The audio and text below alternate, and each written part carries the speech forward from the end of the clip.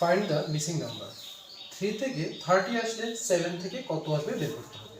First দেখতে হবে 3 থেকে 30 কীভাবে আসে। যদি আমরা 3 এর সাথে 10কে ইন্টু করে দিই, 3 10 যা 30 আসে। তো সেমভাবে 7 রয়েছে, 7 এর সাথে 10 ইন্টু করে দিলে 7 10 যা হয় 70, কিন্তু অপশনের মধ্যে কোথাও 70 দেওয়া নেই। তার মানে আমাদের এই কনসেপ্টটা হবে না, অন্যভাবে ভাবতে হবে। যেমন 3 রয়েছে, 3কে যদি আমরা কিউব করে দিই, 3 কিউব আসে 27, এবং তার সাথে যদি আমরা 3কে প্লাস করে দিই, 27 প্লাস 3 আসে 30। আসলে এটা সেমভাবে দেখবো 7 থেকে আসে কিনা। 7 রয়েছে, 7কে আমরা কিউব করে দেব। যদি 7কে কিউব করে দিই, 7 কিউব আসে 347।